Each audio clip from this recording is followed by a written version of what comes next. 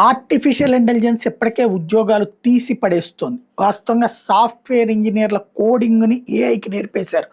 Managers నిర్ణయాలు ఎట్లాగో కూడా ఏఐకి నేర్పేశారు. డిజైనర్స్ ఎట్లా వర్క్ ఫ్లోస్ చేస్తారో కూడా ఏఐకి నేర్పేశారు.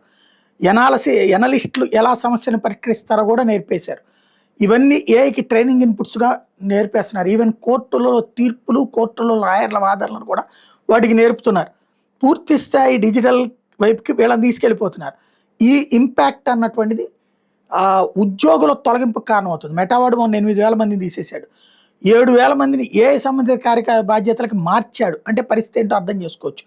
అదే సందర్భంలో software development, customer support, data analysis, office automation, content generation, decision support systems ఇవన్నీ కూడా ఏఐ ఏజెంట్స్ నేరుగా మనుషుల పనిని అవే చేస్తే గనక ఉద్యోగాలు కోల్పోయేటటువంటి పరిస్థితి ఉంది. భవిష్యత్తులో మేనేజ్మెంట్లు బాగుపడి ఉద్యోగులు రోడ్డున పడే పరిస్థితులు పెరిగిపోతున్నాయి.